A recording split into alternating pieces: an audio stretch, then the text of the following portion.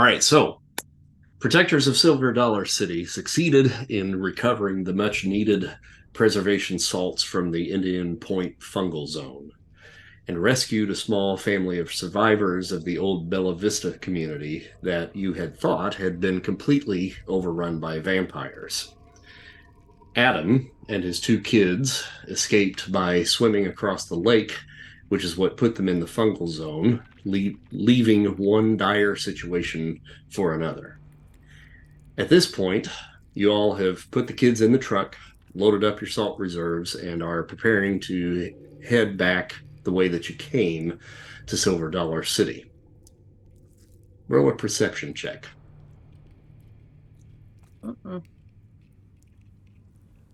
Ooh, those are some good fucking rolls. Way to cock it up, Richard. I know. Well, we certainly have reached the half mark as far as successes go. Chris, you are. Let's see. You rolled right. Who are we missing? 1, 2, 3, 4, 5. Oh, nobody. That's everybody. we're missing Papal because he's not here.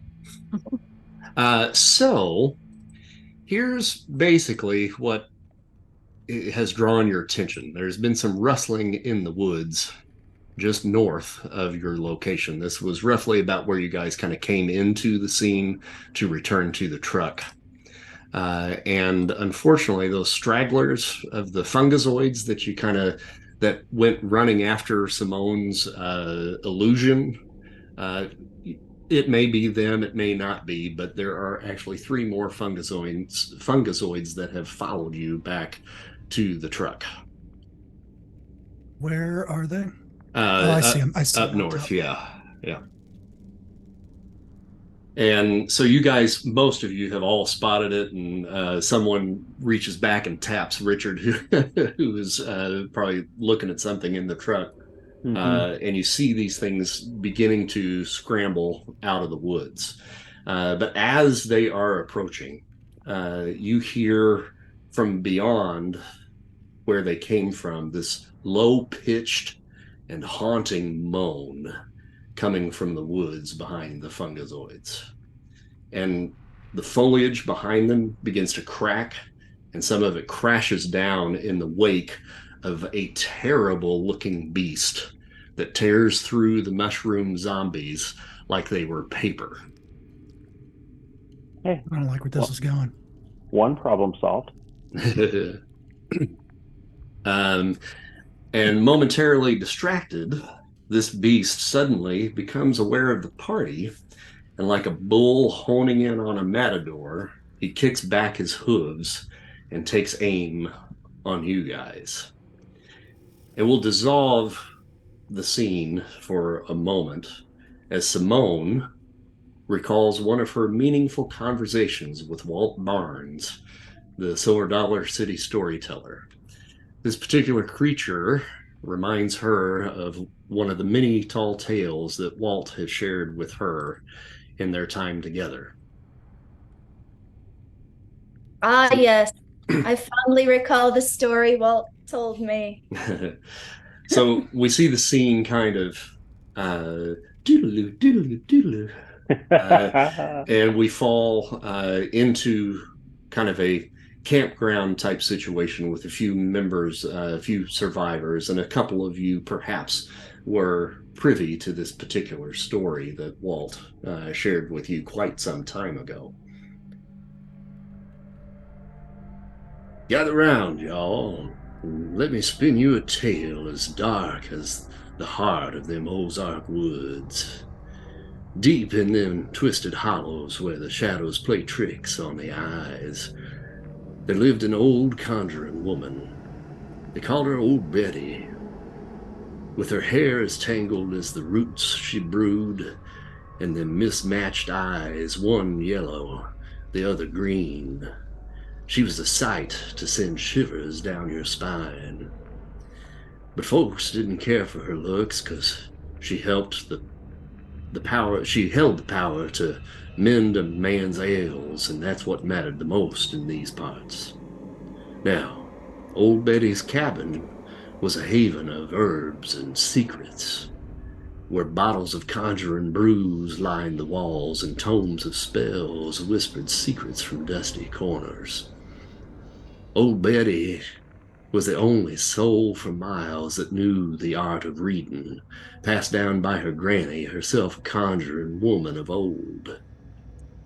Only friend old Betty had was a wild razorback hog, mean and ugly as sin. They called him Rawhead, because he looked like something risen from the pit itself. He'd root around her kitchen, gobbling up the remnants of her incantations, and some folks swore they even seen old Rawhead standing up on his hind legs and talking with old Betty like she was kinfolk. But them stories, some folks said, was just the babble of moonshine drunk minds. Now Rawhead, that old razorback, he was old Betty's sole companion. Every time she'd trundle into town and hawk her portions and potions and tonics, he'd trail along, snuffling and grumbling, the very image of loyalty. But then one day, Rawhead went missing, and that sent tremors through the hearts of all of them townsfolk. "Where's Rawhead?" asked the man at the store, taking her wares. "He ain't round today," old Betty said, worry etching lines deep in her face. "You seen him in town?" A shake of the head. "No one's seen him." Old Betty's lips tightened, her eyes narrowing. "If you see him, you tell him to come home," she said, voice like a whispered curse. Old Rawhead, her only friend, had vanished. It weren't like him to stray, especially not on a trip to town where the pickings were good. Old Betty, she sensed something was amiss, so she turned to her craft, dark and ancient. She set her gaze upon a plate of potion, and chanted low and fervent, "Rawhead and bloody bones." The air grew thick. Shadows danced, and a gust of wind seemed to carry the whispers of long-gone spirits. "Rawhead and bloody bones." With each utterance, darkness encroached, till a bolt of silver lightning burst forth and streaked towards Hogskull Hollow, the very heart of her grief. Rawhead's severed head lay there, amidst stolen hogs, his vacant eyes witnessing the slaughter of his friends. Old Betty's fury swelled, her vengeance stoked, and she plunged into the realm of them ancient conjuring arts. Rawhead's severed head, it tumbled and rolled until it nestled in the bones of its kin. With whisper of incantations, a shiver of enchantment, Rawhead was whole once more, his bloody bones and savage spirit united. And so Rawhead, conjured back from the abyss, took on an eerie form, like a nightmare risen to claim its due. He roamed, head atop a skeleton of a razorback, clad in bare claws, panther teeth, and a raccoon's tail, a haunting sight in the moonlight. The hunter, the hog stealer who had butchered Rawhead, he felt an earthly chill of doom a-creeping up on him. Rawhead, he stalked the hunter, as silent as the grave, bare claws a-gleaming, yellow eyes piercing the darkness. The hunter, he stumbled back, fear clutching at his throat, for there stood Rawhead, ghastly and fierce, a vengeance come to life. "Or what's them claws for?" the hunter quaked. "To dig your grave," Rawhead intoned, voice like the growl of a damned soul. And so the hunter fled, his fate sealed, pursued by the specter of Rawhead, whose bloody bones rattled and scaped, hungering for retribution. And with a final pounce, Rawhead claimed his due.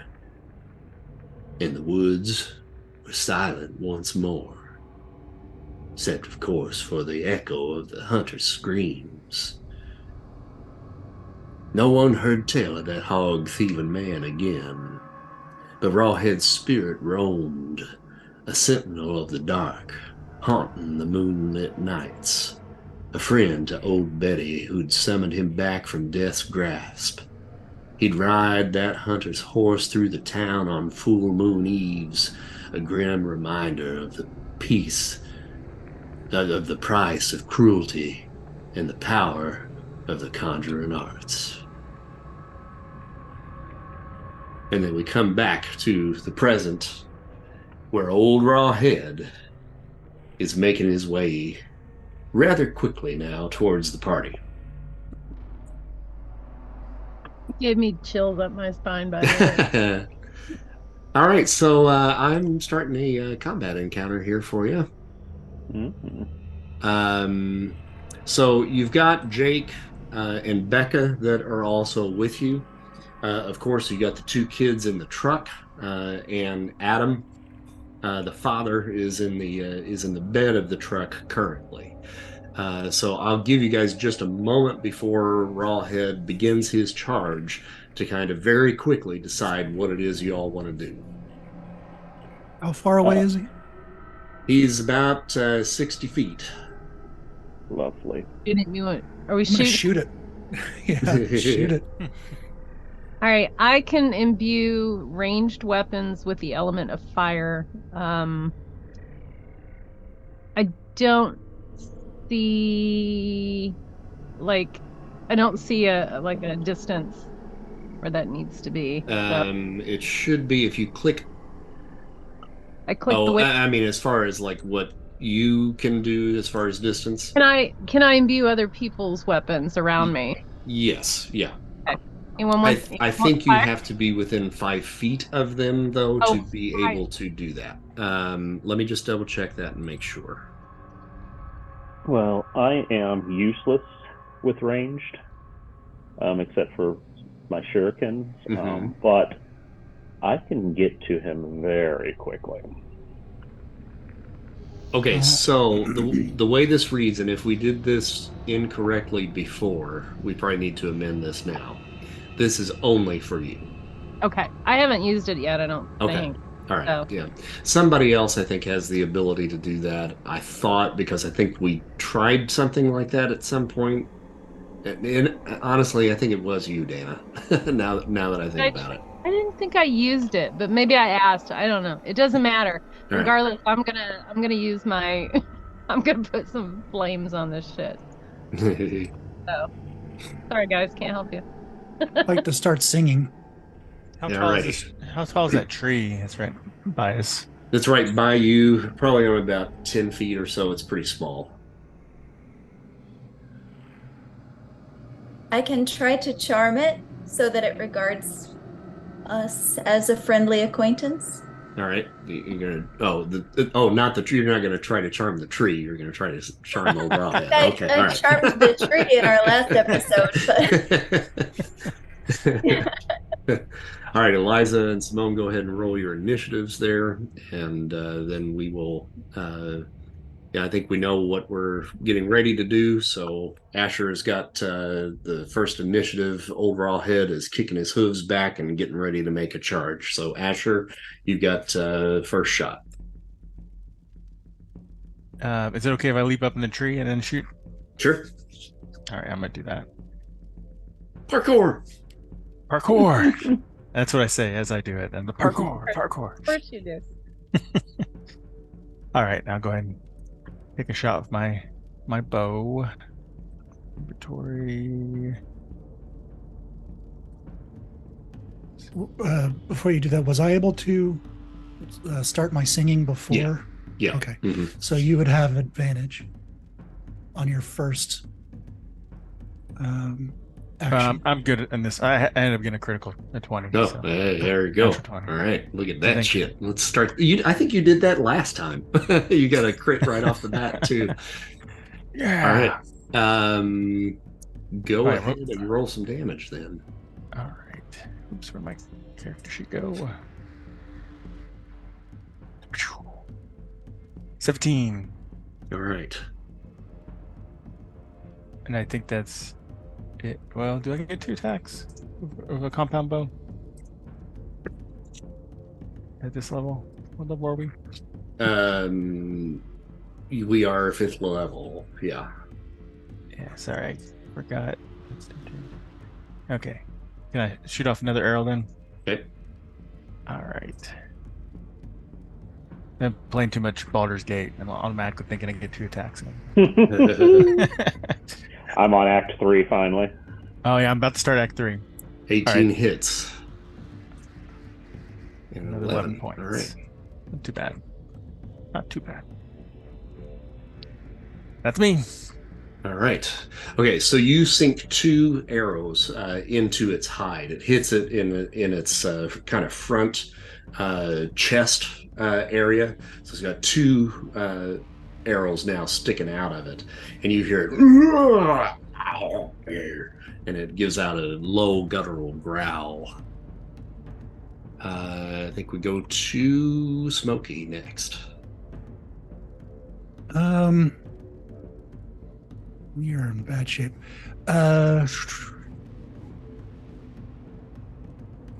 Okay, I'll fire my revolver. Okay. 19. 19 hits. 11 points. All right. Ballistic. Well, you guys are just tearing into this sucker. Yeah, we heard the stories. Mess around. We're not messing around. All right, do you have another action? No, I don't. Okay. Richard. Okie dokie. I am going to use my soaring crane technique, which doubles my movement. Mm-hmm. And each space is 5 feet, correct? Yep. Mm-hmm. Okay, stop right there.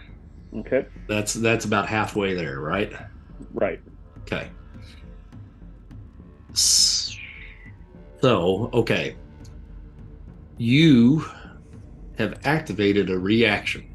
I'm going to pull that up. Okay. He has a reaction called Chase Down. When an enemy within 50 feet moves, the character can spend a reaction to chase that enemy down. Okay. The rawhead moves up to its speed toward that enemy before the enemy moves. Okay, so never mind. That doesn't work because you were further away than 50 feet when you began. Okay.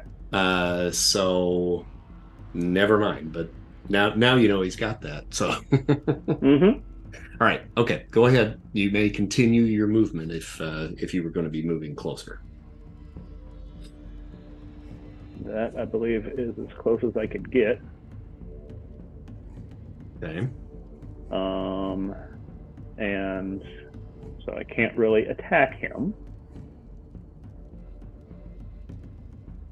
with anything other than my shurikens, which I will.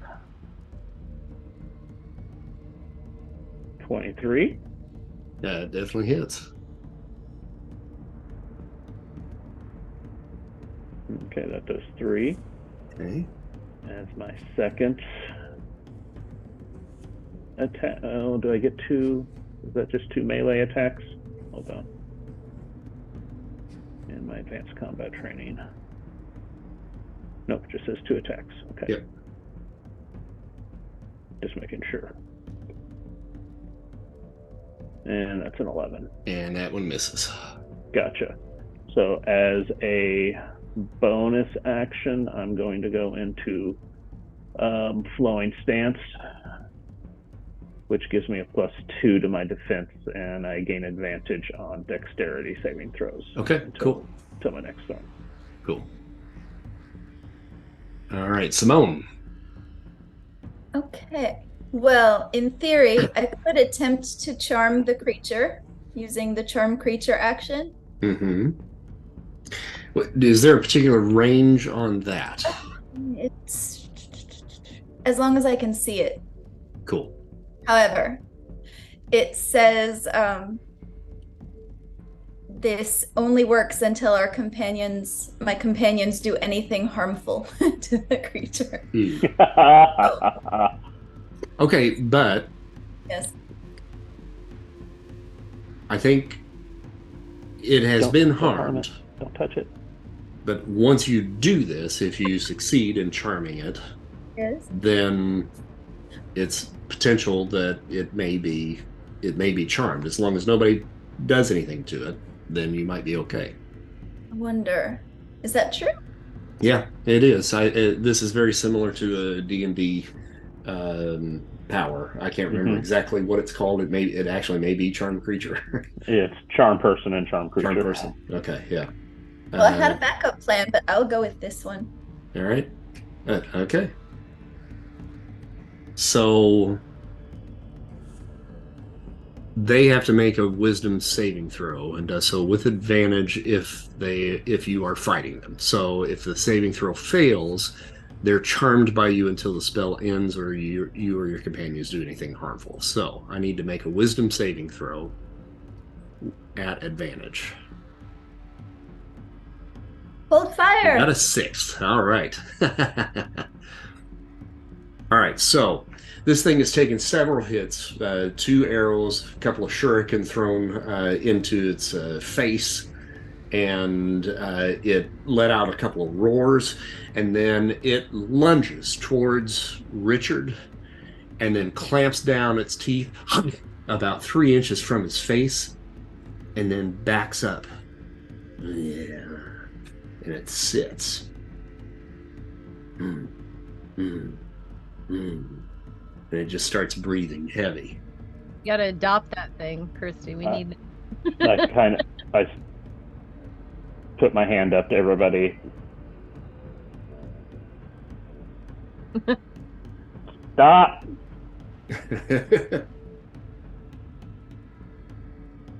Oh, can I keep it? Can I keep it, please? Please. Maybe. I think the duration on that it probably doesn't last forever. Yeah, probably not. I don't Tell it. I don't My see name's it on there. Betty. say, "Sue." Here, pig. Oh, I pulled the wrong character sheet. Simone, there we go. Okay, so the charm creature regards you as a friendly acquaintance. So you can essentially kind of communicate with it. I mean, you have to do so verbally. But, so at this point, unless anybody wants to just willy-nilly attack it, it is docile for the moment. Just look at it and go, who's a good boy? Who's a good boy?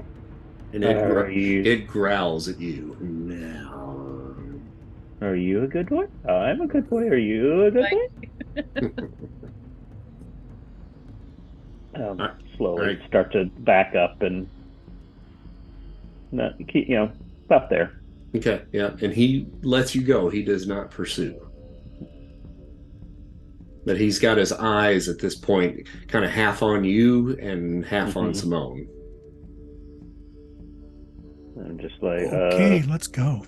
How long do you think this is going to last, guys? Should we just leave him? Actually, it might not last at all because I just noticed. Don't tell him that. No, the creature must be within 30 feet. Oh, shit. Well, No, that's between the two if you have 2 creatures. Okay. Yeah. It's Thank between you, the 2 thank creatures. you. Yes. Yeah. Well read. Yes. Okay. Yeah. One creature. I can see him. We're good. Okay. Hold your fire. I'm gonna go home. Should we? Who is our most convincing person? Shall we just tell it to go home and see if? It's got to be you. Oh shit. Yeah, it's got to be you. Come up with me, darling. All right. How do I do this here? I don't think I can move that far that fast, but Yeah. 2, 3, 4, 5. So yeah, you're about right. I think you got one more space there. Oh, well, there you go. whoops. You should be about right there. I'll dash whatever it takes. Oh, you want to dash? Oh, I don't know, whatever it took to get me there. Yeah, you can do that. I mean, he's pretty much sitting there. I mean, at this point, I think combat is stalled. So, Okay. In that case, would I be able to, as Simone was passing by Smokey, could he lay on hands and do a healing touch? Sure. On Simone. Simone? Okay, sure. Yep. So I'm just going to use one focus, so it's a D8 plus my wisdom modifier. Well, it'd be great if I actually had my dice out. Okay, so that's 7 points of HP. And does that add your I rolled a 3, and so you I rolled a added, 3. Okay. Yeah, and then 4, so it's 7 total. All right, so Simone, you can heal 7 points. No, I'll save it for later. Never mind. Okay. Okay.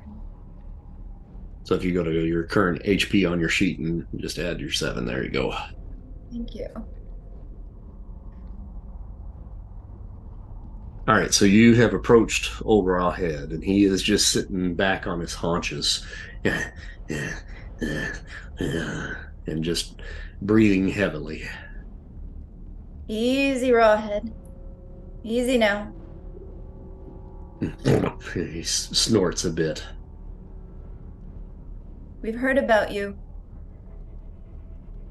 We know you're just looking for your home, so why don't you go on? Go on home.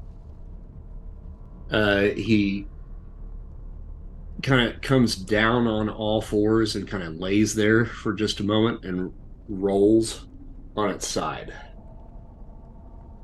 What do you want, scritches? Don't you dare give him scritches. Forever unclean. Boot up a little bit. Go on, Richard. Give him scritches. I ain't giving him scritches. I like my hands attached to my body. Who's a good boy? Are you screeching?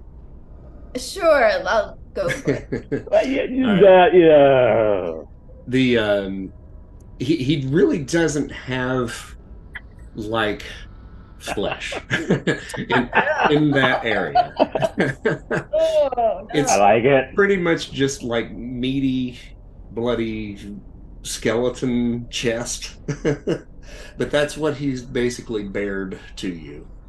Okay. So you reach in there and give it some stitches, and I mean it's basically just like kind of mincing meat, and it just kind of squelches when you reach in, but you hear him go.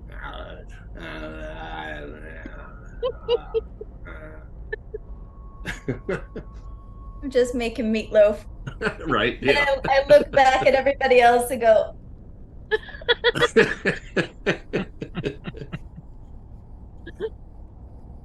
Let's get him out of here. Good job. go home now. Go home, boy. Go home. And he kind of rolls back to his feet and kind of gets up, and he puts his head kind of into your like stomach a little bit, like the top of his head, and just kind of rubs up against, and he backs up a little bit, and he looks backwards, he looks at you, and he slowly starts to lumber off into the woods.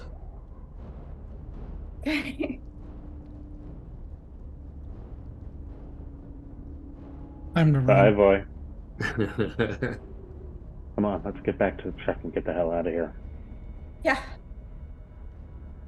All right, so what's your plan then to make the trip back to Silver Dollar City.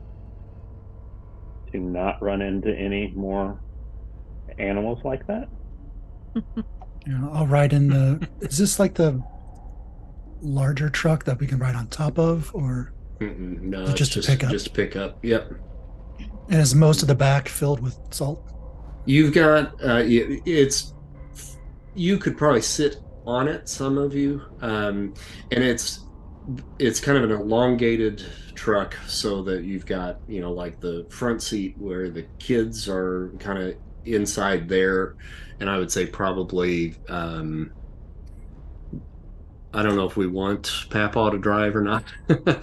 Maybe Jake is in there, and with the two kids in front, but there's a full back seat, so you could fit potentially three in the back seat, and then maybe another two in the bed with Adam.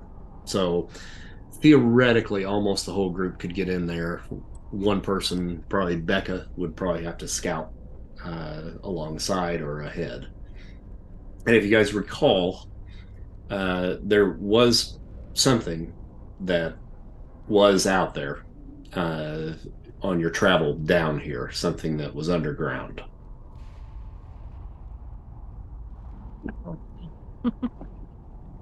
I'm gonna ride in the back on top of the salt, I guess, facing. I feel like we should have a scout on both sides of the truck, so I'll scout on the opposite side of Becca. Okay. Everybody else piling in the truck then? Sure. Yep. Okay. All right. So, for Richard and Becca, you guys will need to roll a stealth, and then I'll roll for Jake for drive. I am bringing our average down. You are. And let's see what Becca's going to be the decider here. 21. All right. So you guys begin to make the journey back towards Silver Dollar City. As you guys are going, Becca is kind of checking, to see if she gets any of the rumblings or anything like that. And your journey that leads you back up there actually puts you in a place where you feel fairly comfortable. There's no rumblings, and you're able to make it back to Silver Dollar City without much of a problem. So you guys end up, let me see if I can pull us back to, I think it was, where is that? Main entrance, there we go. Pull you in here to the main entrance of Silver Dollar City.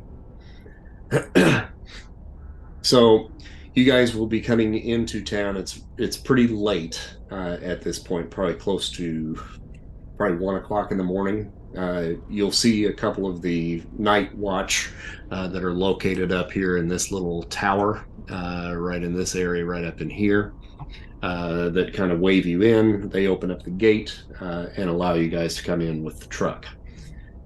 So you'll now just need to kind of go about the process of delivering the salt where it needs to go, and perhaps maybe even catching some shut-eye for tonight. We need to get the kids and their father set up with a bunk as well for the night. Do you guys think that we need to put them somewhere where we can keep a really close eye on them, just in case? They're vampires? Yeah. Or something else even. Yeah, or maybe a vampire, yeah. There's got to be a holding, like we're not sure about these people yet. Let them sleep in a barn situation. Yeah, like don't put them in with the other kids and stuff like that. Right. Keep them separated for now and under guard. Someone keep an eye on them just to kind of, but don't raise suspicion, I guess. Yeah, this little area that's just off to the side, like right here, if you can see where I'm pinging right here, this is the entrance to Marvel Cave right here, okay? There's this kind of cordoned off area here that's got like a little, like old, like storage unit that's blocking off most of the area here. This is kind of what you guys would kind of consider to be like the quarantine zone, where you would bring, if you got new people, just to kind of vet them out, this is usually where you're going to put them. There's a couple of rooms in this building, just down to the south. There's some stables over here to keep horses. But so this area down to the south probably would be where you would want to take the kids. Do we have people already assigned that would be able to keep an eye on them, or does one of us need to do it? You could probably assign somebody to do that if you wanted to, or if you wanted to take it under your own, you could certainly do that. So it really just depends on what you guys want to do. Because some of our group obviously need to rest a full night to get back. Yeah, I got damaged, I guess. Mm-hmm. And there is exhaustion in this as well. So I mean, if you go, too long without rest, then you'll start getting levels of exhaustion too. So a good night's rest would serve you all well, for sure. Yeah, perhaps we'll find somebody to keep an eye on them. Explain the situation.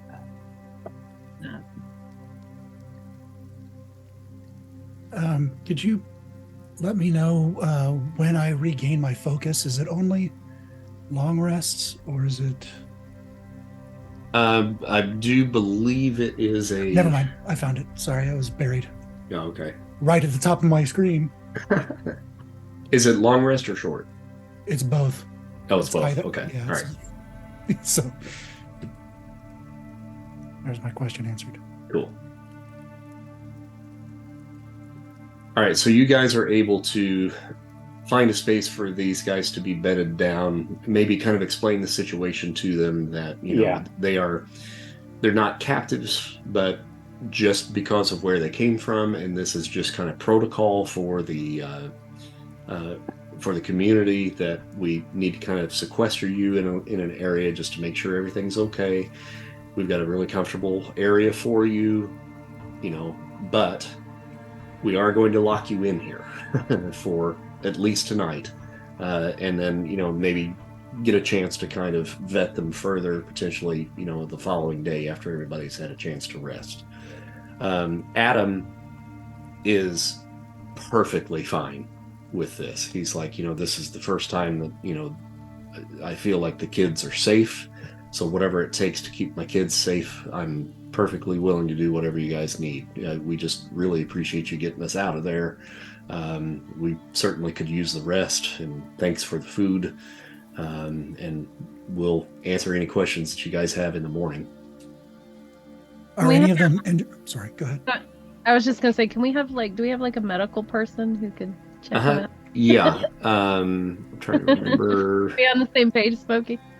Is it Julia? Trying to remember which one. Julia was a caretaker nanny. Oh, okay. So, I mean, certainly she could probably, and more than likely, she would probably be one of the first ones that you guys would probably bring, to kind of get the kids acclimated. So, and I'll pull her picture up just to remind you who she is. And I am a battlefield medic. So. Okay, cool. They do not seem to be actively injured. They are certainly emaciated, and have not been fed well. They're a little dehydrated, especially being locked into that basement for a couple of days. So I mean, giving them the little bit of food and water that they have has certainly made them feel a little bit better. You can make a is it a medicine roll? If I have a first aid kit, I'm assuming we have something here.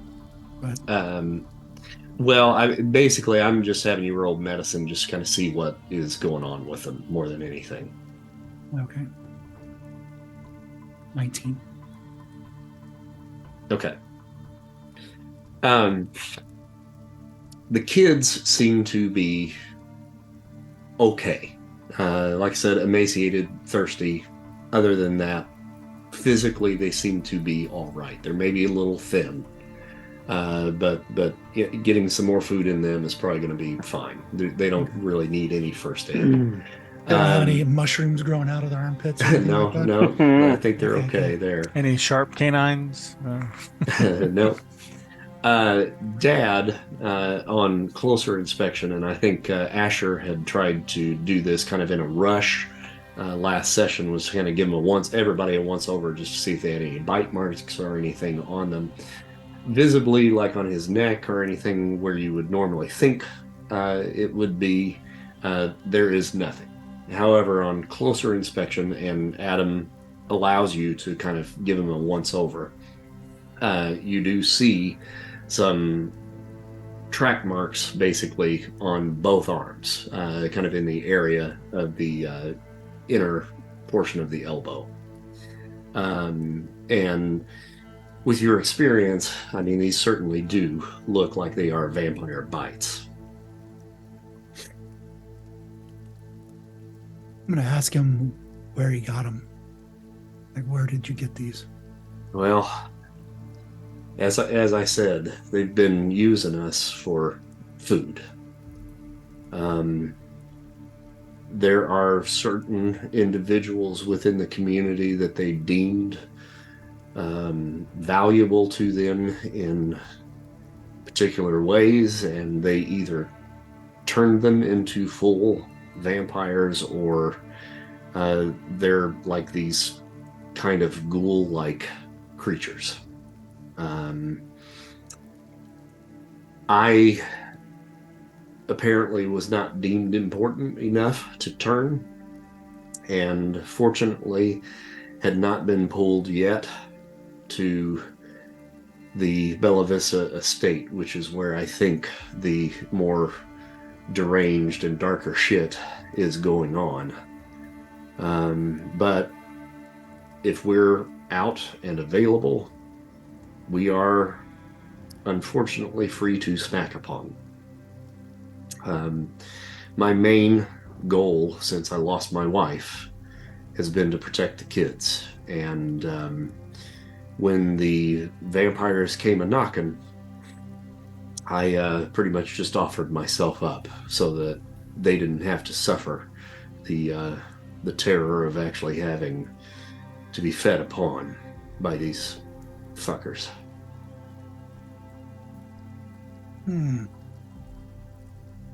Usually quarantine is just kind of separation, but we're kind of nervous that you might turn.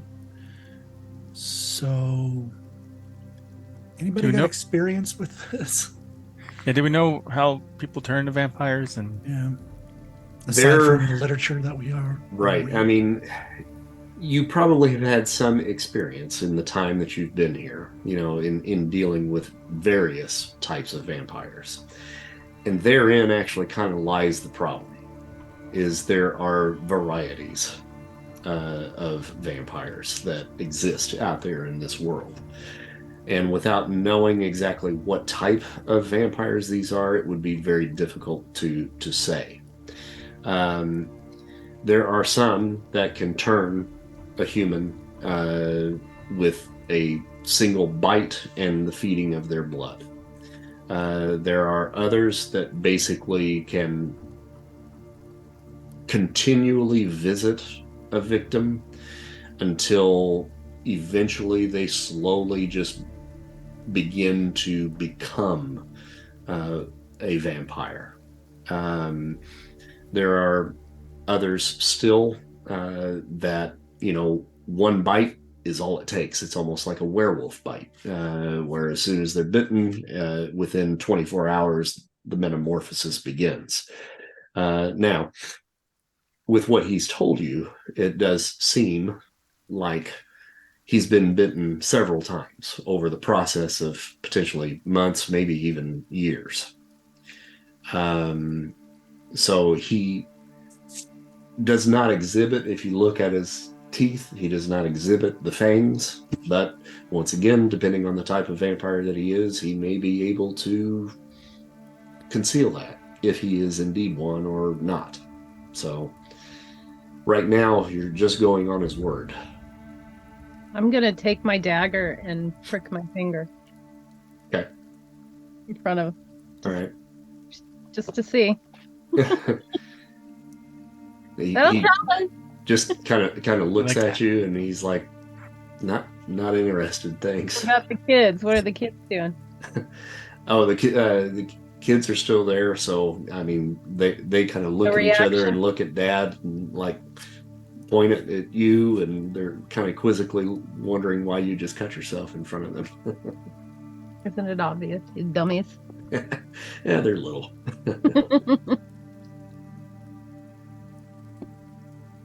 Okay. The girl is like 6. She's real young, and I think the boy is like 9.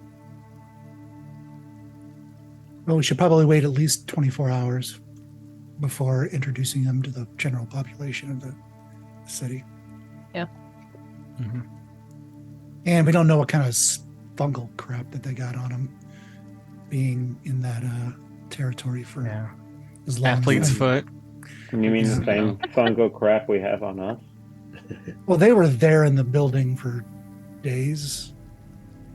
Yeah. If I remember correctly, a couple of us were bear hugged by a couple of the fungal things.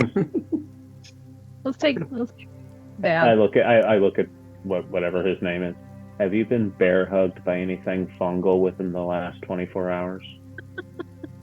We were able to get into that restaurant pretty quickly. We were chased by some, but we kind of ran in through the back, and that's when we realized that big plant thing was perched on top of the building, and that's what kind of kept us in there. Every time we tried to move, we would wake that thing up, so we just never chanced trying to get out.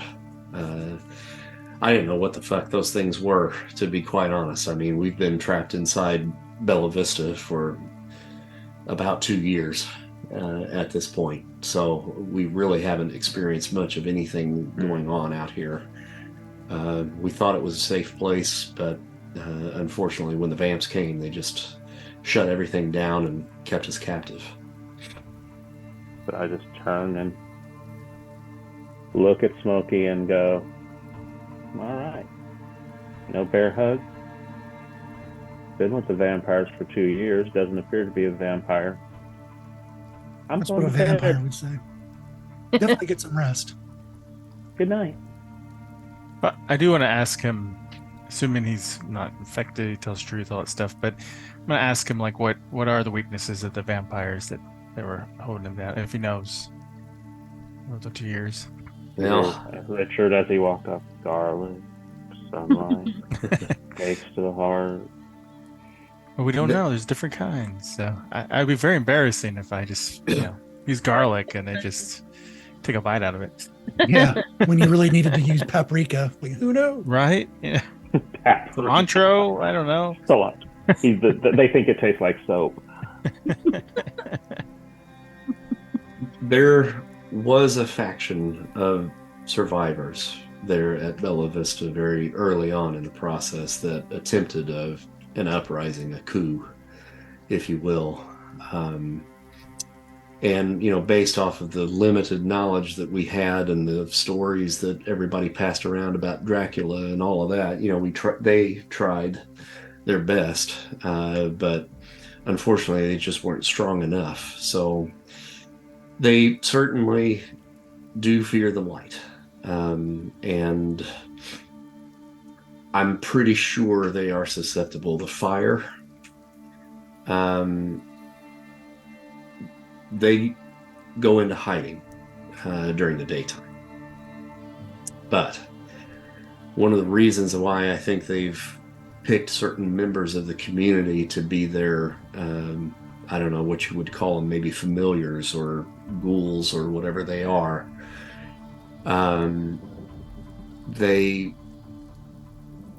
it's the ghouls that basically run the roost during the day. So they have their kind of half human, half vampire, whatever the fuck they are, that basically kind of keep the community under control and keep us from trying to formulate any kind of attack on the main vampires themselves.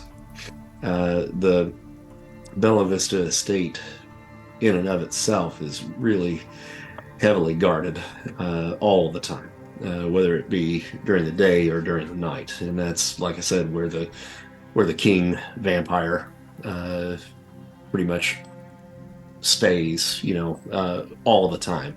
He very rarely makes any kind of appearance at all in the community. And I think I've only seen him like maybe twice in the time that I've been there. Lucius, though, everybody knows his name, Lucius Voss.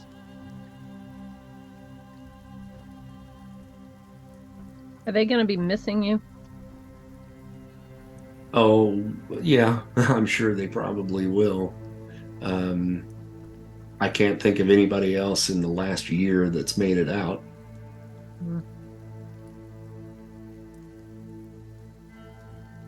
I hope I didn't put a target on your all's back. Oh, I'm sure it's fine. Don't worry about it.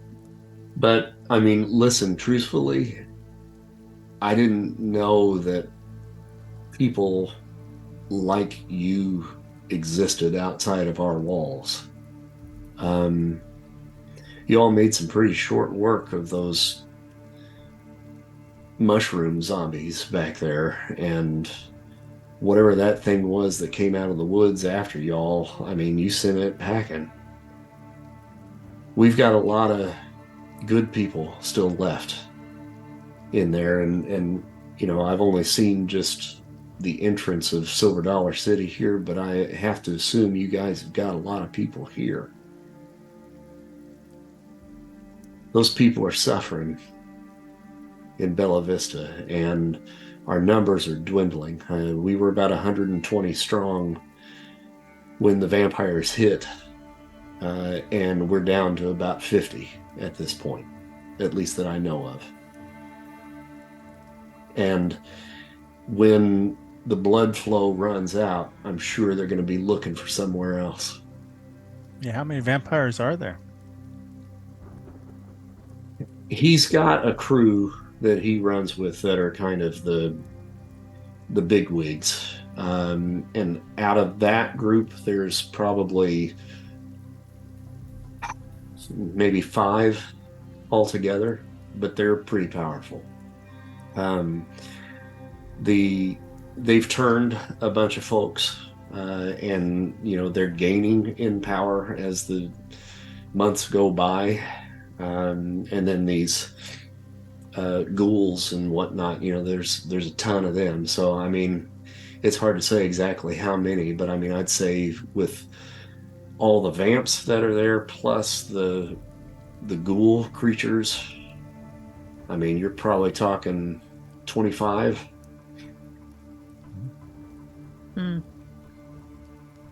How can you tell the difference between a ghoul and a person?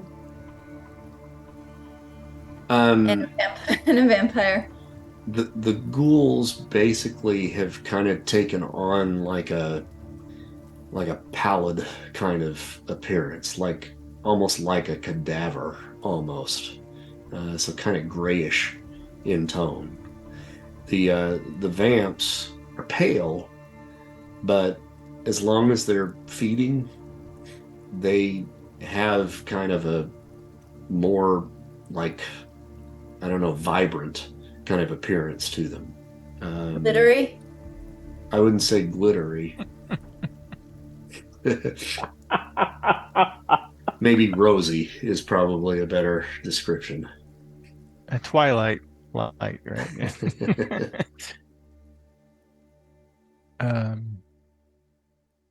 All right. So everybody in our settlement must have a tan now.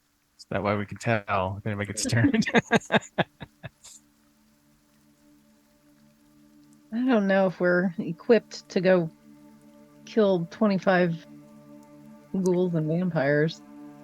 Do the ghouls, are they vulnerable to harm too, or are they as tough as vampires? You know?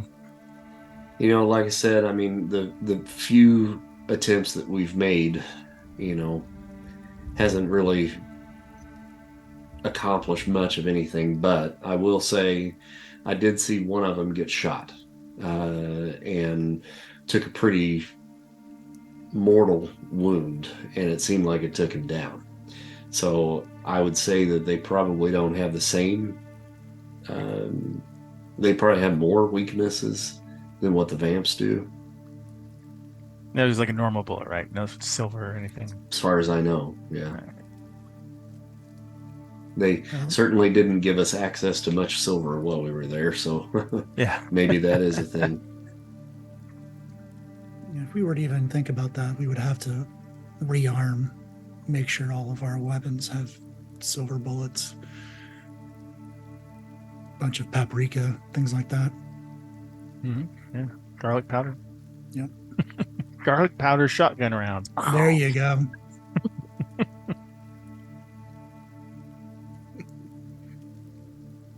Well, I'll sit around and talk with Adam and the kids in the quarantine zone for a while.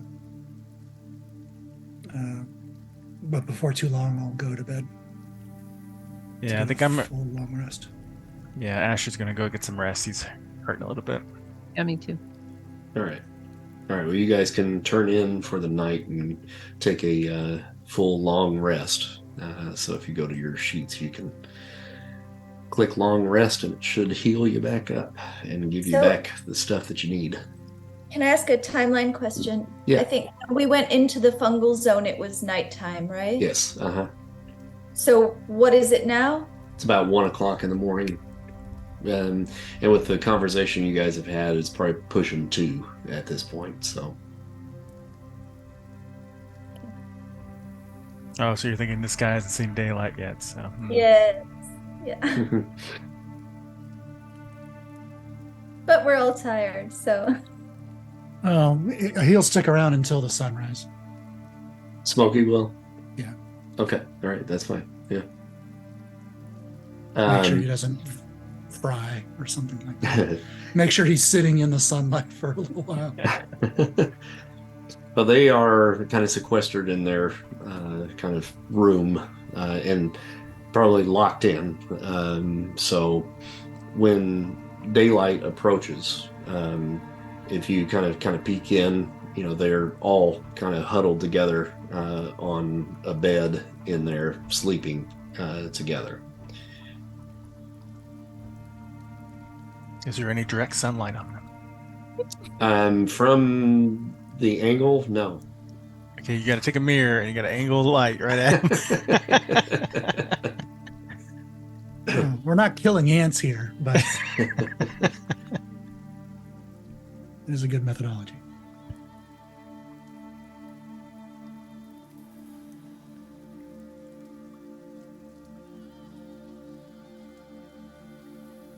So do you want to try to wake him up and walk him outside, or what do you want to do? No, that's enough for me. Okay. Richard's just sitting there eating an apple. Do what Don't now? look like Richard's standing behind him eating an apple. Don't look like vampires to me.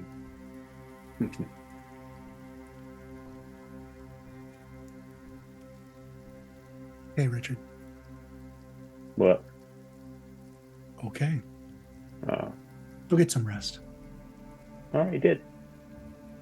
All right. Okay. That'd be a short rest for you. That's not a long rest. I thought really all I needed.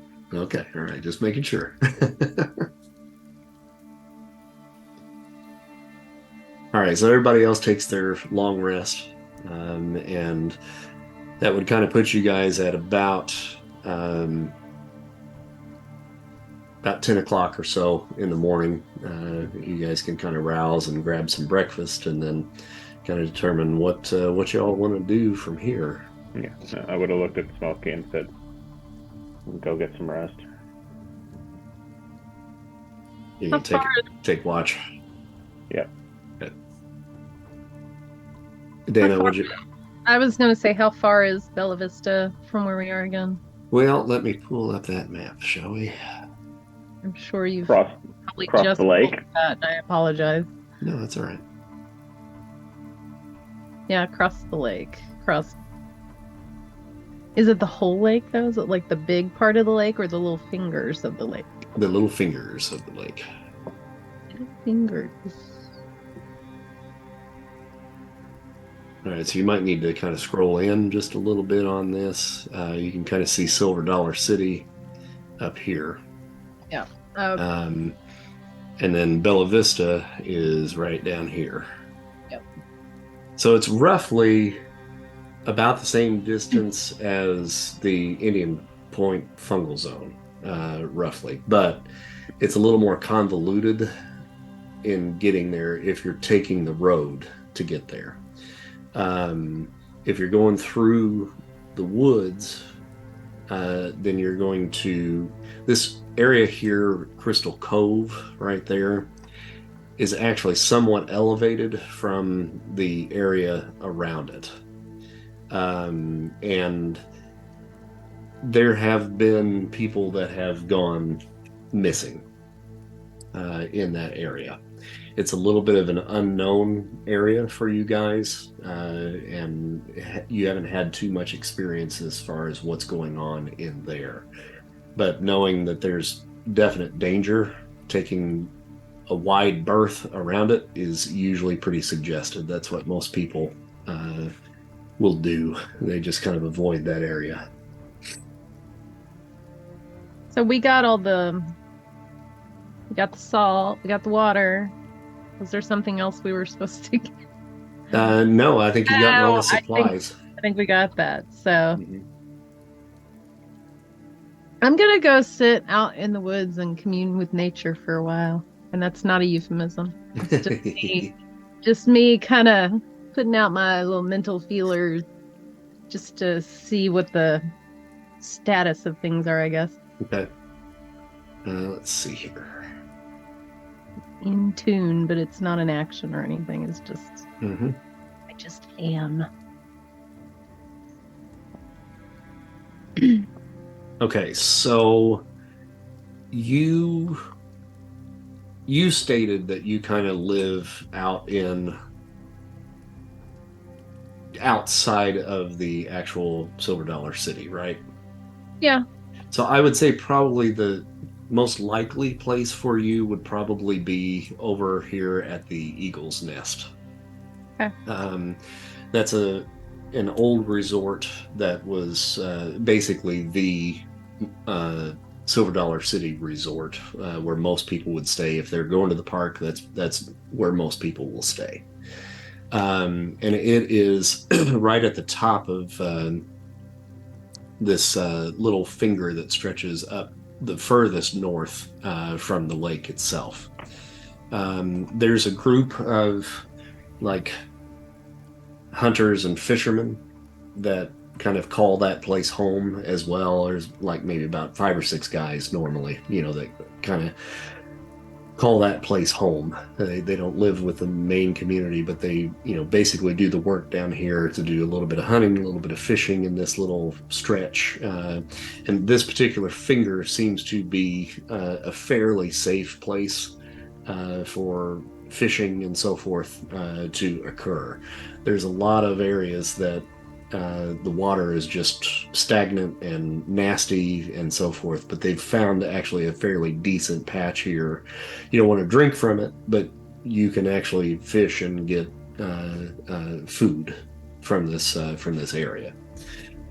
So you kind of just head out into the brush there for a little bit and kind of begin your commune. Is there a roll or anything that you need to make with that? Thanks. So let me see what it says.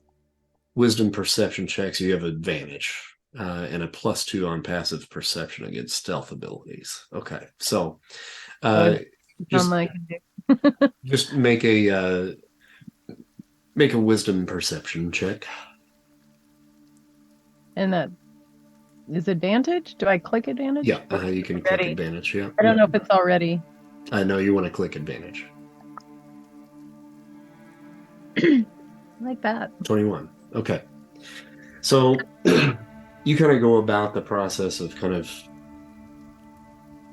thinking about what has happened in the last several days since the incident that caused the tremor, and you lost the water and lost the salt supply and all that sort of stuff, and your trip down to Indian Point Fungal Zone, and you begin thinking again about whatever that was causing the tremor underneath your feet as you were traveling down there. And I think you even made a point to state, I wonder if that's maybe somehow connected to the tremor that happened at Silver Dollar City.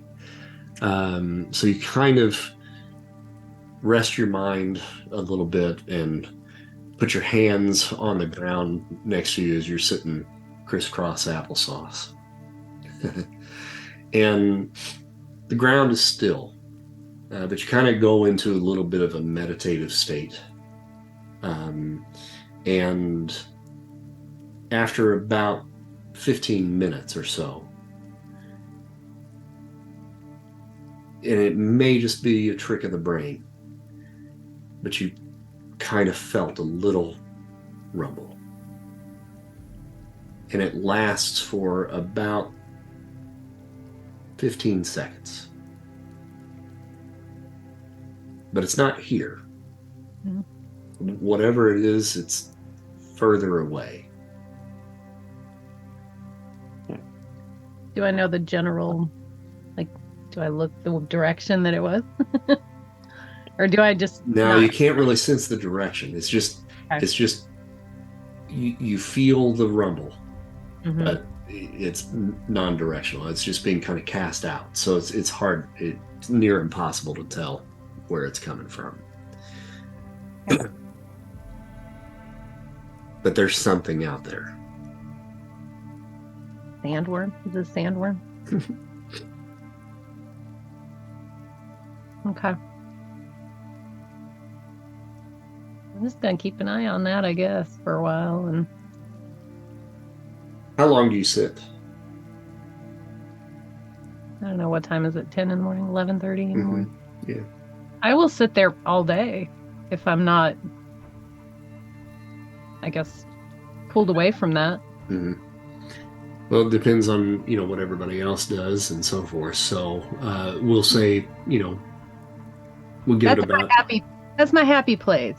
give it about 2 hours or so, up until lunchtime. You start to feel a grumbling in your belly that starts to call. But while you sit there and remain in tune, I mean, this rumble occurs several more times. And it seems to, as you are trying to tune into it, it seems to get a little further away each time. Okay. It's not as strong. So it eventually gets to a point where you just don't even feel it anymore. But some of the bursts will last for a minute and a half, 2 minutes. And in these longer stretches, you can kind of feel it. You can actually literally feel it getting softer as whatever this is continues to move. So, I mean, it's pretty easy to tell whatever this is, whether this was what caused the tremor or not. It's hard to say. Mm-hmm. But whatever this is sentient and alive. Mm-hmm. And it seems to be moving with purpose. Right. Okay. I'm just gonna catalog that in my brain. Mm-hmm. I'll go eat. I think for Asher, in the morning, after I get going and stuff, I like to ask Suki to go fly in the general direction of a vampire place, just along the way, and just kind of look and see if she sees anything unusual or something coming our way. Okay. All right. Sure. They kind of check in occasionally. Do you want to send her over Bella Vista? Sure, but tell her to be careful. Okay. So stay high. Don't go too low down there. Might be weird ghouls grabbing things and sucking her blood.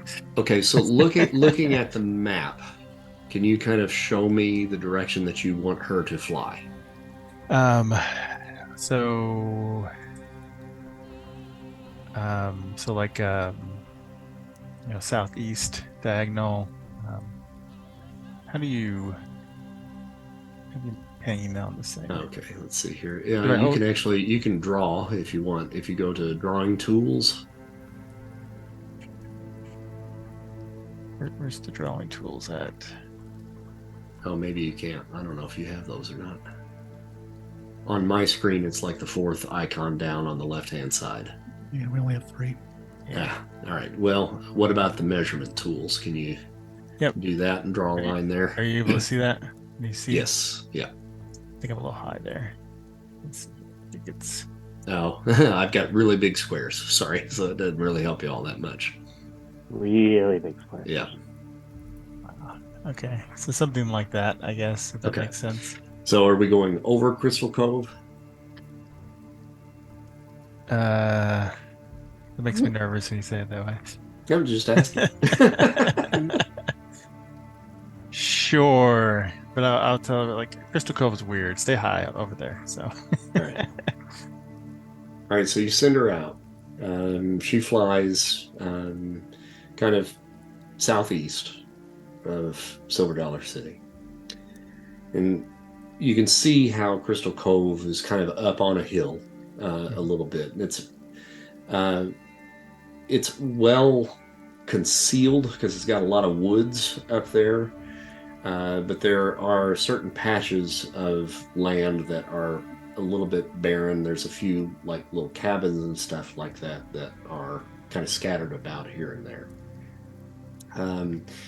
There is something that does kind of catch your eye as she's flying over, and it's one little larger patch of land that looks almost like it's like a junkyard of sorts, and there seems to be like a couple of barrels that have like fire in them that's kind of casting out some dark smoke. Okay. From her vantage point right now, it doesn't seem like there's anybody around them, but there's like 2 of these barrels that are on fire. I mean, to our knowledge, we didn't know if anyone was living up there, right? To your knowledge, yeah, but most people kind of stay away from there because the folks that have wandered in, a lot of them haven't come back. Yeah. This is probably a Crystal Lake. There's a guy with a ski mask. Go ahead. Yep. Yeah, keep on flying then. Okay. All right. So she continues her path on down to Bella Vista itself. There is a large subdivision located in this area, and it is in complete disarray and a state of decay.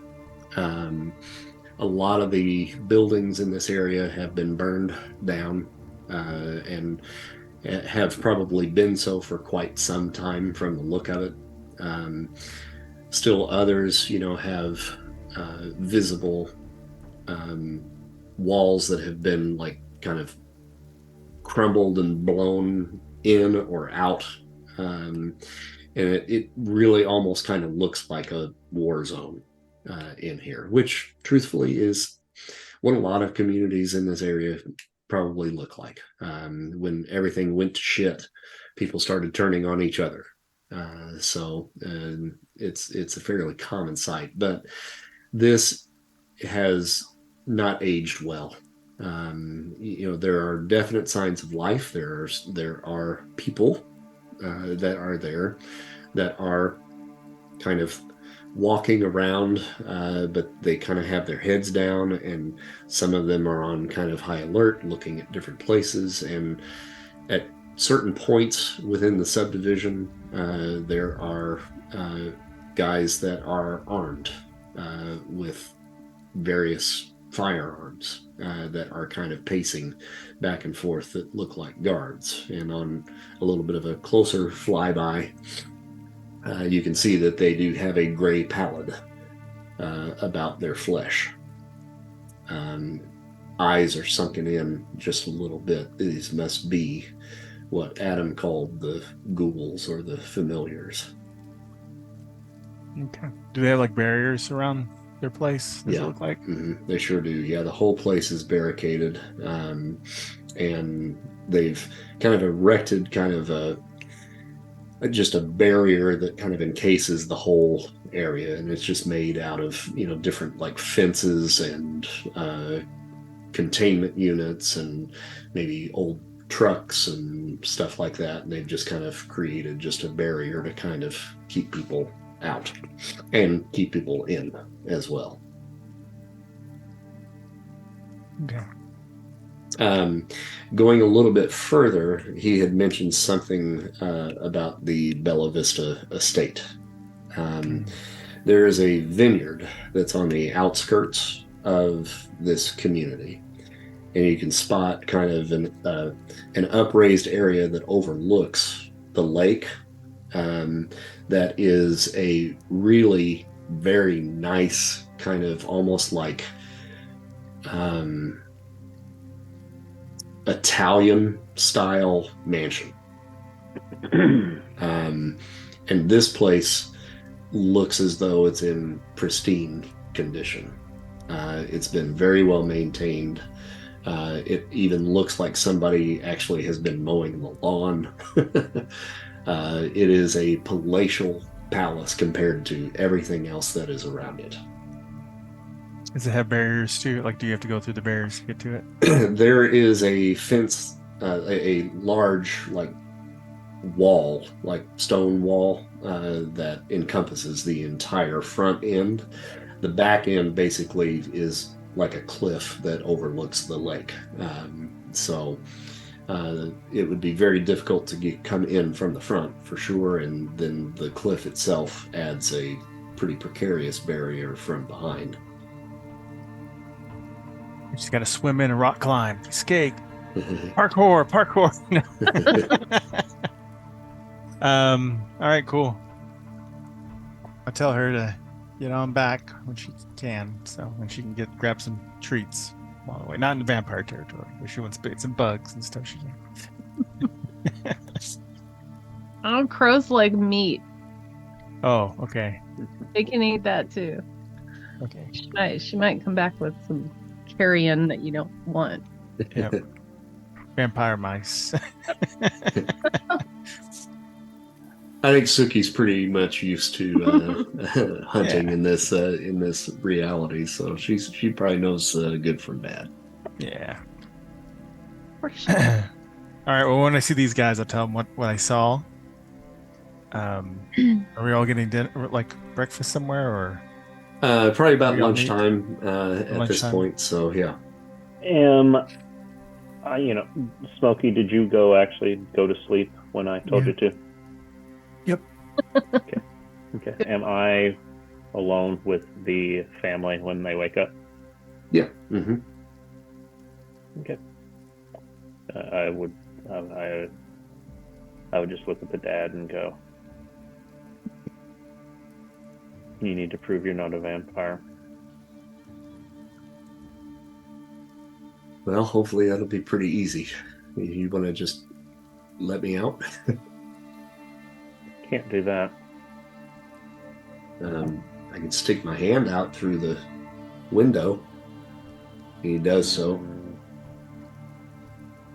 You said there's different kind of vampires. He didn't say that. The GM did. Oh, okay. But how do we know vampires aren't daywalkers? I mean, there's books written about it, 300 years ago? And that was all fantasy, and now they're real. Yeah. I mean, I get it. I mean, I can't I can't dispute one way or the other.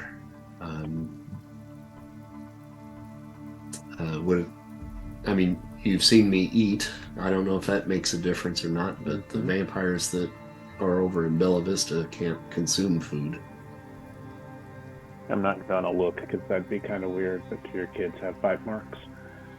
No, I've done my best to protect them from that. And what's her name? Forgot her name. Julia would have checked them for that, and Okay. Gotcha. she would have reported to you that they were clear.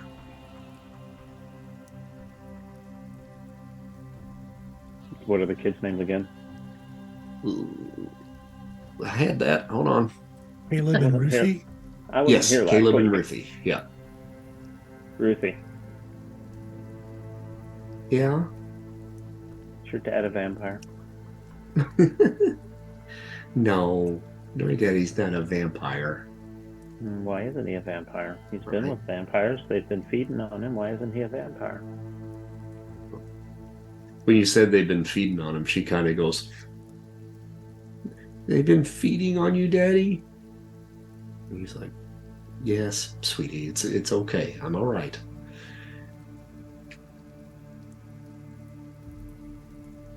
She didn't know. Ruthie? Sorry about that. Ruthie, how can you Yeah. tell how can you tell a vampire from people like you and your daddy? The vampires only come out at night.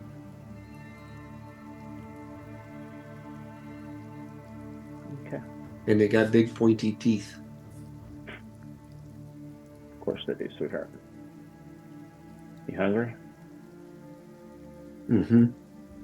Okay. I'm gonna go get you guys some food. I honestly thought you were going to toss in a rat and say, like, here you go.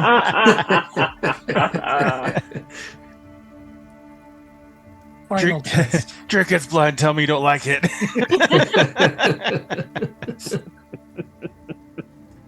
That's a no-win situation there, I think. Right. And I go grab him some food, bring it to him. All right, yeah, and then they will eat whatever you give them. Okay. All right. See what we can do about getting you out of here.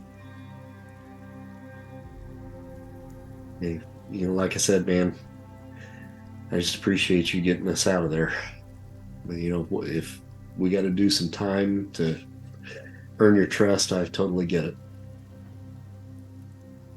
Appreciate your understanding on that.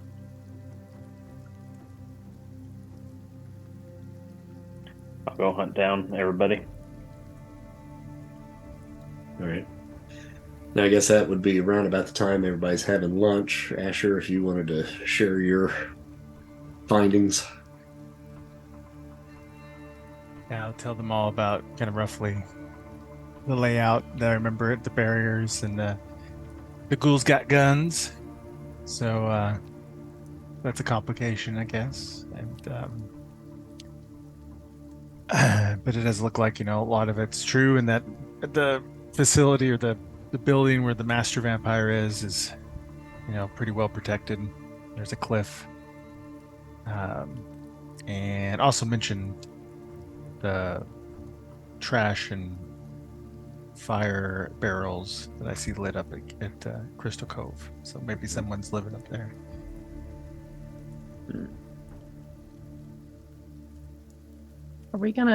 Should we just barge in and try to kill vampires, or do we need some sort of grand plan?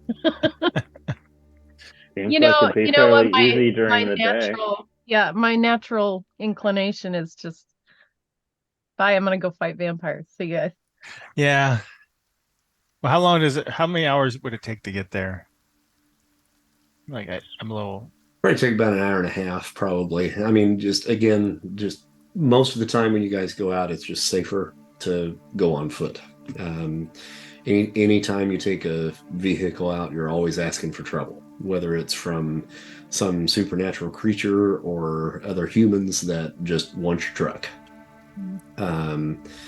You, you are aware of the Shepherd of the Hills cult that is east of you, and it is a religious cult. The guy that runs that organization has figured out a way to access the radio waves and is putting out a call, for people to come and join. And they have kept their distance from Silver Dollar City. You guys outnumber them. But, it's pretty obvious that they are attempting to try to coerce members of Silver Dollar City to come their way and join them. It's all hellfire and brimstone, which unfortunately does still, attract certain individuals. Now, most of the people here in Silver Dollar City know that, this guy's probably trouble, and they stay away, but you've lost a few over the last 2 years or so to Shepherd of the Hills. So that's not necessarily on the way, but if you were taking a truck and they got a wild hair, you might run into some trouble with those guys. But they have not been aggressive to you, but you know that the potential is there. We have any bicycles? Yeah, probably. I mean, Awesome.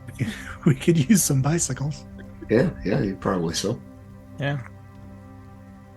Tandem bikes, the unicycle. Does anyone have dimensional door? Don't believe so. Damn.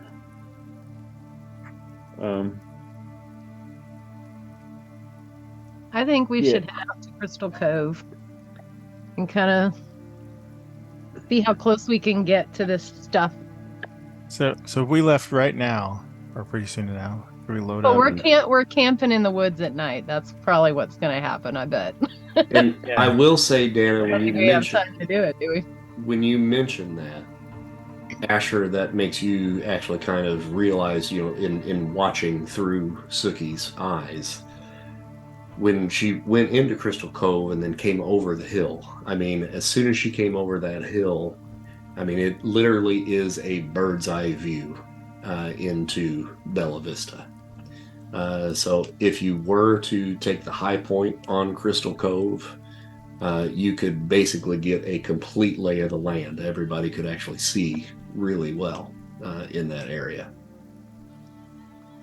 Well, we don't know who or what lives in Crystal Cove. That's right. Mm-hmm. They just like to burn stuff, as far as we know. Yeah. And vampires don't like fire, so Yeah. they could be setting up a perimeter of defense. Yeah. Maybe they're on our side. Yep. And if we show up in daytime, maybe they'll be okay with us passing through to camp. I don't think we should do anything today, because by the time we get there and we find ourselves there, it's going to be close to nightfall, and I really don't want to be in a vampire community I know nothing about when the sun's going down. And you camp at night in the woods. That's what I said. Let's do it. It'll be fine. No, let's, if that's the case, then we should be ready to leave just before dawn. Yeah, that would be Tomorrow. best. Take advantage of our light. The only thing we have to worry about is if they come after them tonight. Can't help everybody. Says the doctor. Yeah.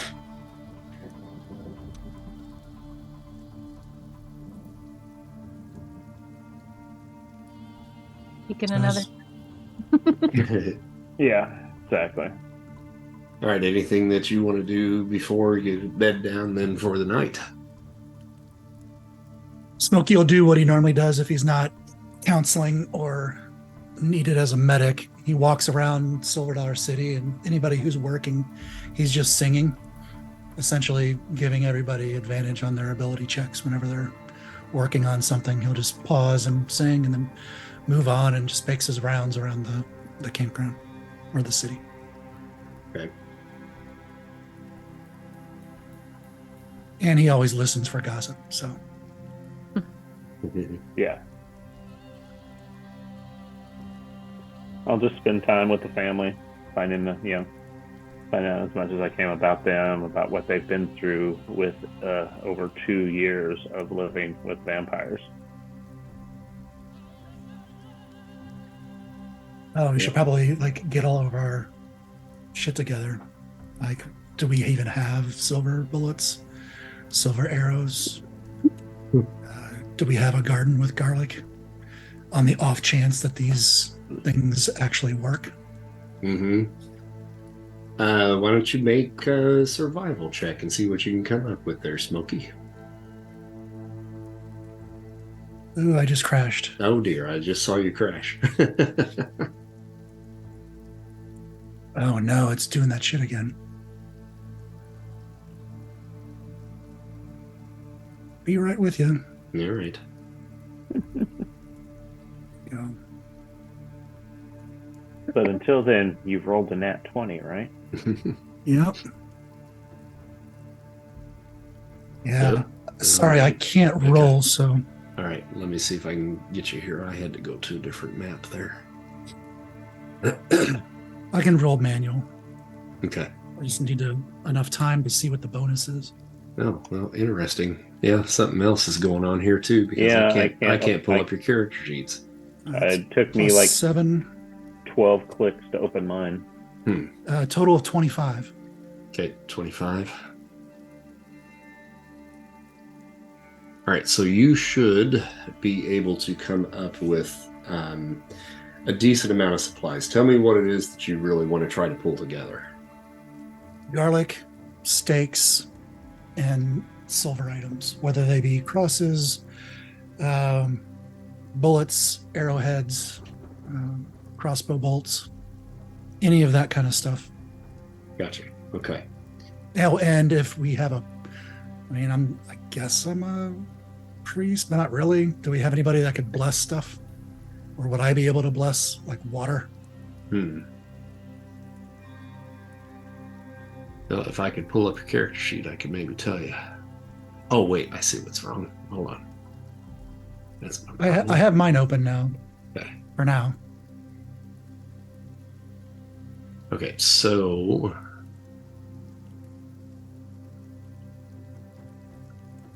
Yeah, do we have like a little chapel or something? Like, is there a priest or reverend or something You here? can get married at Silver Dollar City. Yeah. Maybe funny if he's dressed like Elvis. He's like, yeah. Not there. Probably like hillbillies. That's true. Yeah. Corn cob type. Like the Beverly Hillbilly. I don't know that he's got an actual ability that would allow him to bless anything. Yeah, I'm not really a religious person. Yeah. So yeah, if there's anybody around that could bless items. Are we gonna have to go to that cult? Oh, Norts. I don't want Do to. they hate vampires? We could team up. Yeah. I don't know which one's worse, to be honest. I think we should steer clear of cults and vampires. Especially cults built on vampires. Right now, you do not have a holy man here. Okay. We need to find ourselves a holy man. I think that's the point. Well, Can we I mean, check out an We advertisement? have what we somewhere? have, I guess. I have the right tool. It just cost me 1 genius point, and we're at level 5. Yes. Yeah. So I can produce up to 3 pieces of equipment. The equipment can have a price level of up to 1 level higher than my wealth level, and I think I can just do whatever is necessary Okay. as long as it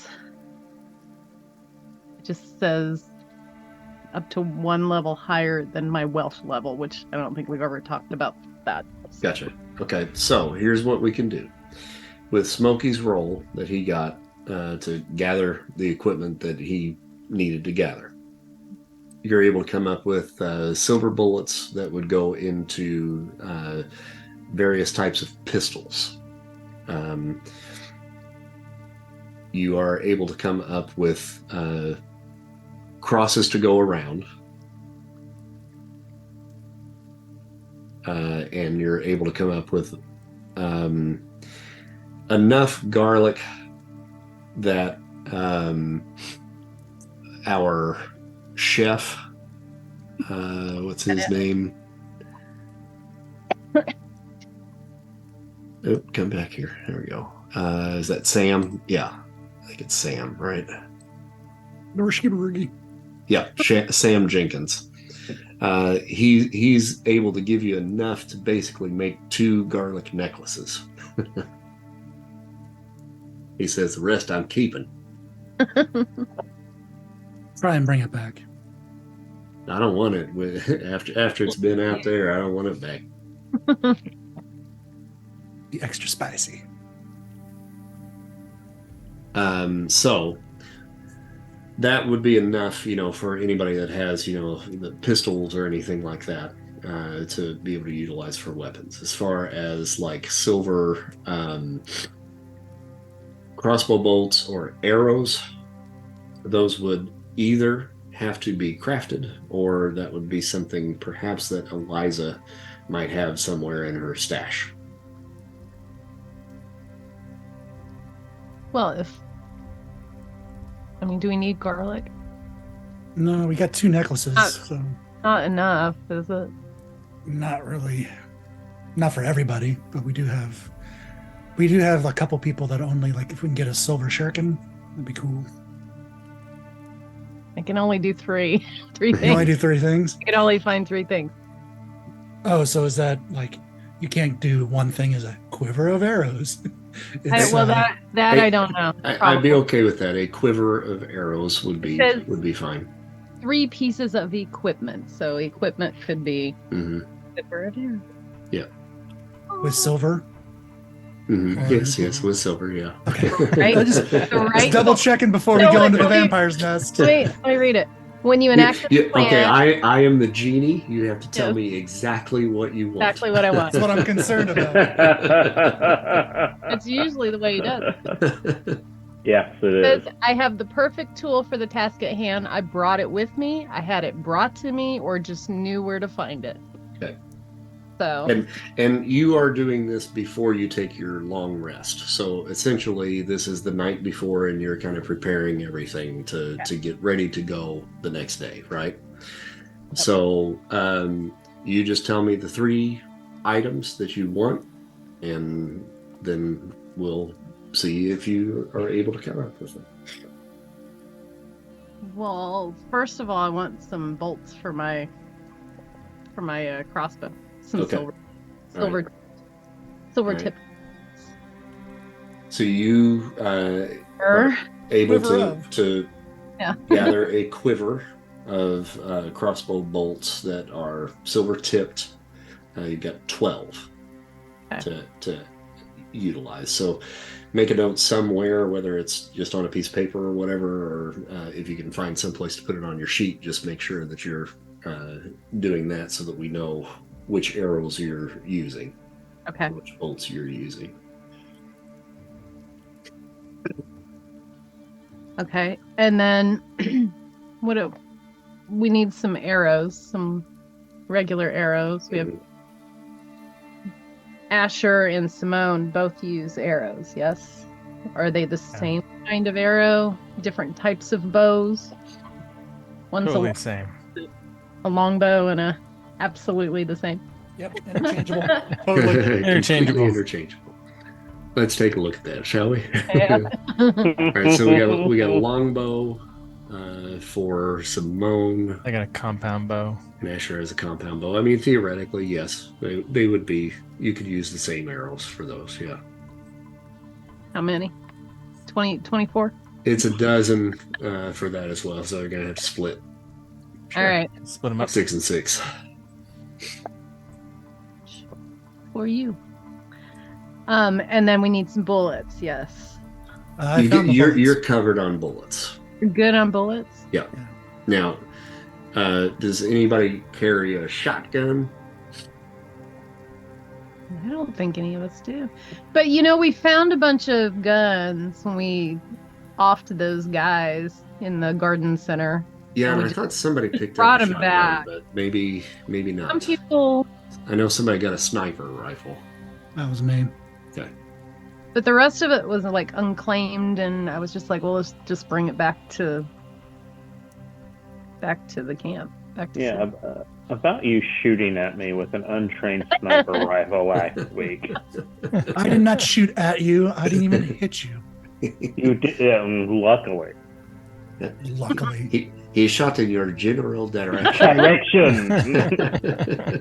Stop jumping in front of my gun. I wasn't moving. Stop sitting in front of my gun. All right. Well, If somebody has a better long range and can use a sniper rifle, by all means. It's just Not me. because I'm not skilled in it. You definitely don't want Papa to do that. Asher, can you not use a modern, like a military weapon? I forgot what I'm. Hold on 1 second. You're I'm basic, a- advanced, and improvised. Yeah, no military. I'll tell you what I would like to find, Mm-hmm. and I think I can. I don't know how this works. I want to find some small vials in a box in the back of that little chapel that is probably just used for storage now. Uh-huh. Yeah. And they're little, just clear liquid vials, and it has a cross on it. And so I'm like, I think this might be holy water. Okay. All right. That's fine. So, but it's like perfectly like the size of like for tossing like Sure. grenades. Yeah, sure. All right. There is a box back there that it's a cardboard box that has little dividers in it. And it had 6 in it to begin with, but unfortunately 2 of them are gone. So you got 4. All right. That's what we got. All right. Well, who wants garlic? Maybe the hand-to-hand combat people. That might be helpful. Everybody has a cross. Yep. A silver cross, and Mhm. then everybody has pistol ammo. Not wearing a silver cross. You can have it. I'll wear 2, sure. I'm not religious. Just put one in front, one in the back. Yeah, I just hey, I got a bunch of pluses on Turn it. it. I turn it upside down. Well, I also have the right tool. Oh, do you really? Sweet. Oh, nice. Oh, do you really? If we want 6 Holding on to more that. arrows each, and maybe a quiver of flamethrowers. A quiver of flamethrowers. Nice.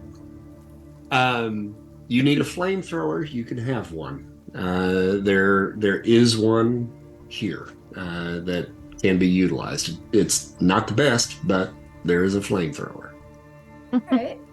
Who is getting the flamethrower?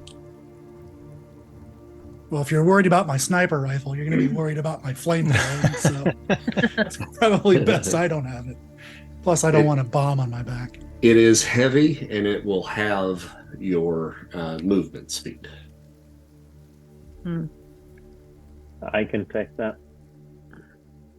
because I've got the double movement bonus that I can use at any time. Okay. Anybody else coming with us? Any friends / NPCs that we want to rope into this adventure? Might be vampire hunters. We never know. Yeah. Can we find a quiver of those? That'd be great. Who's the guy in the trench coat and the sunglasses in the corner over there? What is his name? Blade. Blade or yeah. Van Helsing. Oh yeah. All right. Six pack of Van Helsings. That'd be Yeah. great. Just a quiver of Van Helsing. All right, so I am Okay, dropping in a salon flamer onto your Okay. sheet. Thank you. I was Did I just grab asking about that. some pocket mirrors, Okay. just so we look our best when we. And the flamethrower has no attack. Let me see.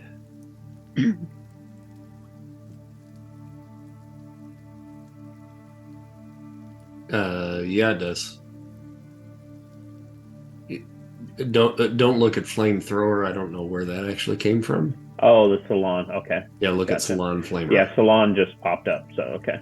Okay. Yeah, I'm gonna delete that flamethrower because I don't even know how you got that on there. I didn't drop it in. Did you try to type something in? I started to, but I didn't save it. Okay, that's what it was then. I think we might need an axe to take with us, but I don't think it needs to be. Yeah, I got a tomahawk. Thing. Yeah, I got an axe. At I least. have a machete, but no axe. Well, that'd probably behead a vampire, won't it? Oh, machete? Decapitate and burn the body. I'm trying to think of what else, like historically, what else? You could just get chainsaw, right? Oh, that's true. Very, very sugary candy. Play the long game. Diabetes. What if we get a bag of blood? We can hang it up and like puncture hole and just see if it'd be like a trap, you know? Yeah. It sounds like a vampire lawn toy. You just see this little vampire creep up. What? Goes in a circle. And then What? we take a large bear trap style thing, which one of us could find if we got the right tool. And we put like stakes on it and we just clamp them all together. Oh, There you go. steaks. We need steaks. Steaks. Yeah. Make those, right? Yeah, we make those. That's pretty easy. Yeah. So I had sort of imagined that the arrows would serve as a stake if we hit the target. yes. Okay. Yep. Mm-hmm. And the silver-tipped ones would be effective wherever they hit to some extent. To some extent, yes. Well, maybe if these are those type of vampires. What if we get the vampires who are susceptible to like insult? Like they're just Just very sensitive vampires. The Paul Rubens. Best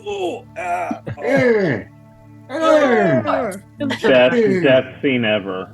The best. Oh, did you say there's more silver arrows? Like, are we splitting up more now?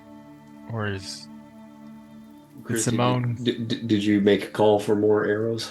Yes. Okay, all right. So yeah, you both have 6 more then. All right, so 12 total each. Okay. Could have got like 6 bear traps with stakes tied to them. All right, a big net. Told ya. big All right, so silver. you've got one more thing that you can pull then. What do you think? Don't ask me. I'm not, I got plenty of ideas. I'm just not going to tell you. All right, gang. What do you think? I don't know. What else is on that list of vampire stuff? Wasn't there like a salt or something like that? They're not slugs.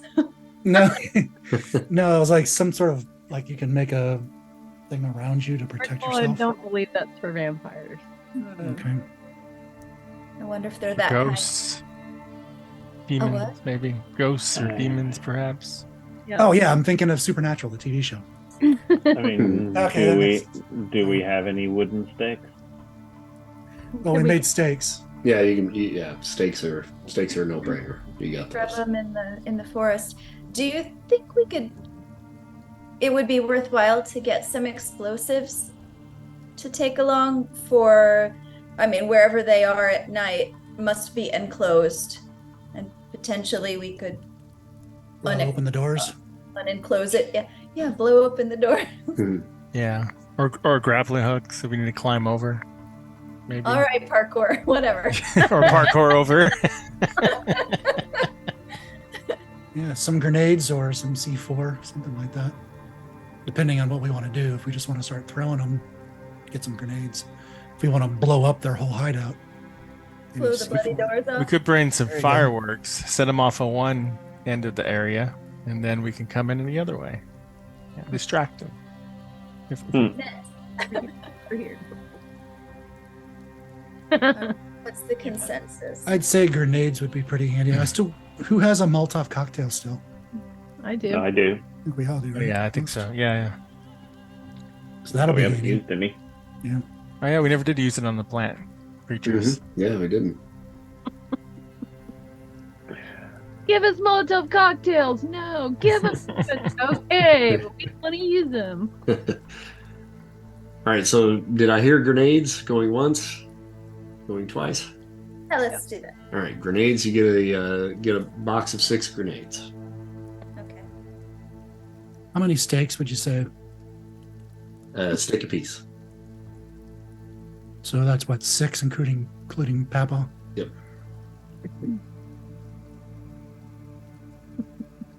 Are you keeping our inventory straight? I'm keeping mine. Yeah. Okay. Yeah, I'm keeping. Say, I have not seen a steak come into my inventory. No, I've just been writing it down. All right. Writing my own down too. It's got the grenades. You do. Or we're Sounds- splitting them up. It's either we can split them up or put them in like whoever has a good I think that's distance throw. one per person. Yeah, we could all have one. It's good. I like that. Mm-hmm.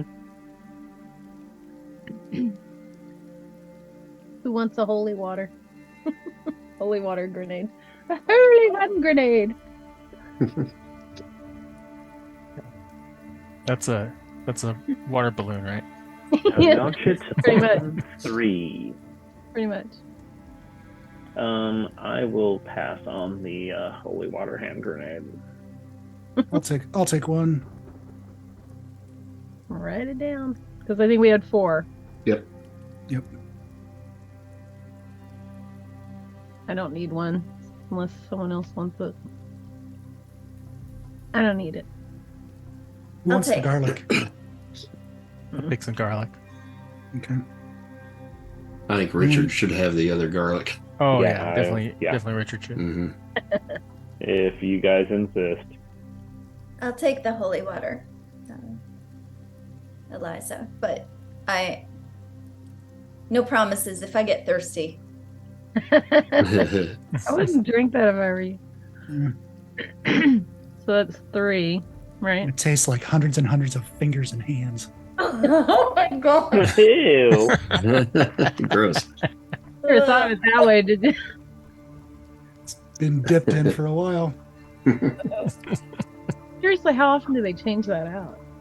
As an altar boy, I never changed it. I out, don't so wanna have know. no idea. I'm I don't know. so who glad did it. I wasn't religious.